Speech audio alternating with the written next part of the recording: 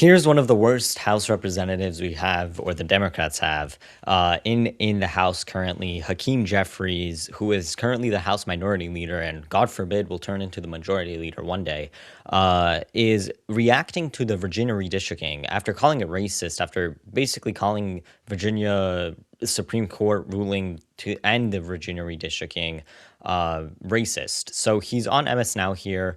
Let's look at his reaction. Again, one of the craziest reactions. Democrats just continue to use race as viewing the society through everything. They're more racist than Republicans or any other group of America are, even though they try to paint every other group as racist. In a statement reacting to the Virginia Supreme Court's decision to block the state's newly drawn and voter-approved congressional map, the Democratic House Minority Leader Hakeem Jeffries says, quote, over 3 million Virginia citizens cast their votes in a free and fair election. He's from Yet Virginia. The state Supreme He's Court not even has chosen from Virginia. to invalidate their voice, disenfranchise them, and violate their due process rights. The decision to overturn an entire election is an unprecedented and undemocratic action that cannot stand. MAGA Republicans have adopted voter suppression as a strategy, as also evidenced by far-right extremists on the Supreme Court gutting the Voting Rights Act to open the door to a Jim Crow-like attack on black representation across the American South. Okay, so please tell me, I would like him to explain what exactly is racist about ending racial gerrymandering. What is racist about that? That's not racist. That's the opposite of racism. What Hakeem Jeffries is doing is he's promoting racism by encouraging redistricting to be based off race. As I have stated before, you can redistrict based off any other thing. You can redistrict based off age. You can redistrict based off gender. You can redistrict based off religion. Do we redistrict based off those things?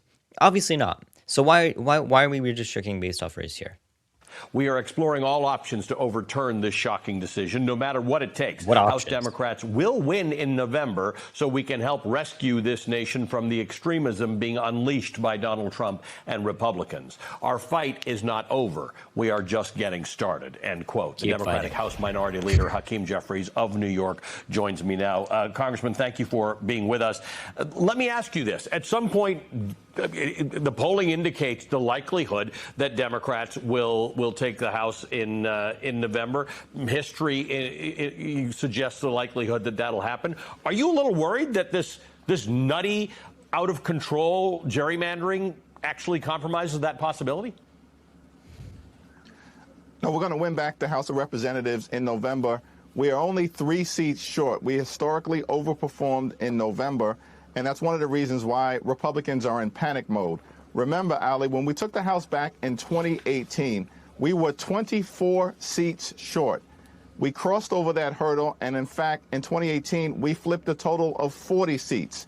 So we're going to take back control of the House of Representatives. We're going to continue to make clear to the American people that we will lower their high cost of living, fix a broken health care system, and clean up the corruption that we're seeing in the country, in the Congress, certainly with the Supreme Court, and deal with the most corrupt administration in American history. He's really talking about corruption when Democrats just ignored the entire Ukraine thing with Hunter Biden and Joe Biden, where, you know, Hunter Biden got paid $3 million from Ukraine for, I don't know, consulting work. Now, we're going to need nationwide judicial reform. We're going to need nationwide electoral reform. We're going to need nationwide campaign finance reform. Okay, so this is my issue. They are clearly trying to target the institutions of the United States. He just said it. He just said judicial reform. Do you know what that means? That means that he's trying to crack the Supreme Court, as many other Democrats have already entailed. Adam Schiff introduced legislation along with several other House members to pack the Supreme Court. This would make the Supreme Court a branch that is completely irrelevant to American democracy and American society. Do we want that? Obviously not. That would ruin the entire branch of the Supreme Court. So Democrats try to target the institutions. That is the difference. That when you target the institutions, the very thing that makes our country great, the institutions, the structure of government, then you are going to lead to a failing democracy. And that's what Democrats want. Which is why we have to take the House back, take the Senate back, keep pressing forward, and then in 2028, take the presidency back as well. So I'm going to talk to you about those three areas of reform that you suggest. You heard Elie Mystal saying he puts judicial reform at the top of that. But I want to talk about something else. Of those things, you say you're going to talk to people and win their votes over based on their cost of living and their health care. That message is being very clearly put forward by an increasing number of progressive candidates who are winning primaries.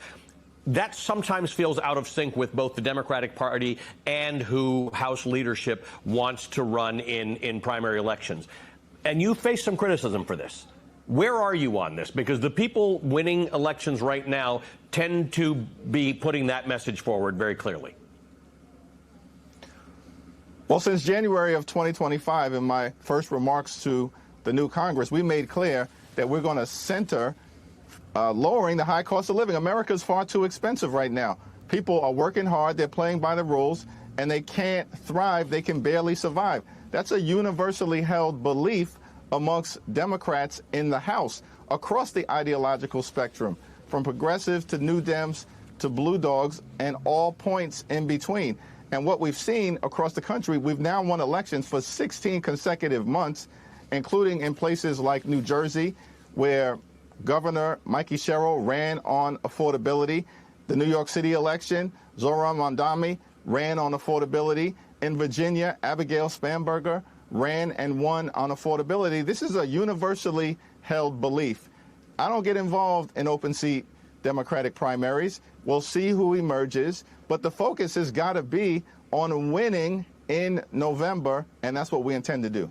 What about non-open seat primaries, challenges from progressives who say that establishment Democratic leadership has not moved fast enough and hard enough? Well, we're going to continue to defend every single House incumbent. Ultimately, however, it's going to be up to the people, and that's the reality of serving in the House of Representatives, the institution the framers designed to be the closest to the American people. We have only 2-year employment contracts. We've got to go back to the people every other year, and everyone is going to have to make their case to the individuals that they're privileged to represent. Okay, so as you can clearly see, he's very scared because he knows that he will lose to a progressive Democrat. He knows that he will lose to a Zohran Mamdani type Democrat because that's where the Democrat Party is shifting to. That's the issue, that when the Democrat Party shifts very radical, that all the radical candidates are going to win, and the moderate, and I can't believe I'm calling Hakeem Jeffries moderate, but the moderate candidates will lose. So that's what will go on in the Democrat Party, and he's scared for his seat. And I've indicated, whether it's a progressive incumbent, whether it's a Blue Dog, whether it's a New Dem, I'm going to support members of the House Democratic Caucus. And then we all have to come together to actually push back against this unprecedented attack on our democracy, unprecedented attack. That's like saying, oh, if it's a racial, if it's a Nazi, if it's a Nazi, if it's a socialist, if it's a communist, I'm still going to support them because they're a part of the Democrat Party. Like, what the hell? On free and fair elections, an unprecedented attack on black representation in the American South and all across the country, which is what the Supreme Court's decision in Calais has unleashed. Let's talk about that for a second, because you and I from New York, we don't live, there's not a daily lived experience of Reconstruction and the end of it and Jim Crow laws. In the South, there still is. Like, people have either in recent memory or they still experience things like that. This is being described as like the end of Reconstruction. It's that serious. This guy, like, they always make it about race. It's not about race. Nothing here is racist. Why are you making it about race? Like, people view lenses through politics. We care about the politics. This is all political. Redistricting, gerrymandering is political. I 100% agree with that. But it's not racist. It's not viewed through race. Like, why are we making everything about race? Just terrible. It took decades, 7 decades, to get out of that mess and get back to 1965. How do you get people in New York and California and Minneapolis and places like that to think about the fact that this is everybody's fight right now? This isn't just black people's fight. It's certainly everybody's fight. Listen, Dr. King once eloquently made the observation that injustice anywhere is a threat to justice everywhere.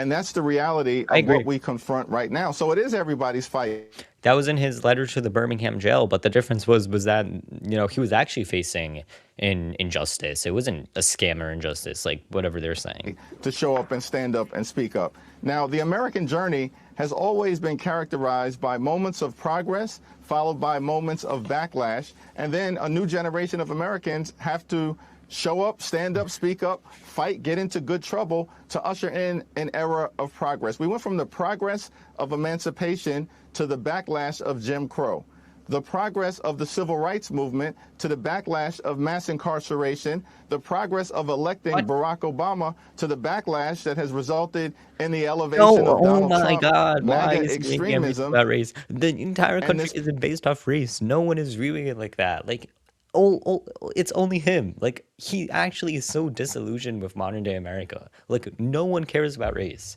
It's all about politics, not about race.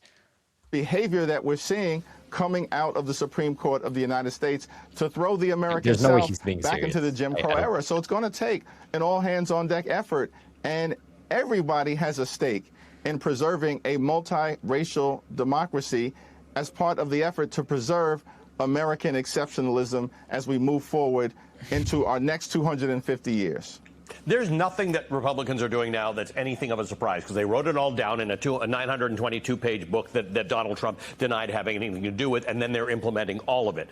Should there be a Democratic equivalent of that? Should there be this is actually how we're going to fix all of these problems: judicial reform, electoral reform, nonpartisan redistricting, campaign finance, and everything else? Yeah, well, certainly I think a lot of that has been laid out by House Democrats, and we will continue to lay out what we think needs to be done in order, one, to solve the problems that the American people want us to address in terms of an affordable life, a comfortable life, giving them the ability to live a middle-class life or beyond, live the good life. At the same period of time, we do have these structural problems that need to be addressed. We've got to, for instance, make sure we pass the John Robert Lewis Voting Rights Advancement Act so we can end the era of voter suppression in the United States of America once and for all. We have to end Citizens United, dramatically reform our campaign finance laws to stop the ability of these deep-pocketed special interests to intervene. And we are going to have to he benefits more off Citizens United than Republicans do. It's like a complete fallacy here. Like, if you look at the campaign spending, Democrats have always been better funded. Democrats have always raised more money through super PACs than Republicans. It's just a talking point. Explore massive judicial reform, state by state and at the federal level, and everything should be on the table as far as I'm concerned. So he's threatening to pack the Supreme Court. Okay, thank you very much. Congressman, good to see you. Thanks for being on the show this morning. We appreciate it. Congressman Hakeem Jeffries of New York is the Democratic leader in the House of Representatives.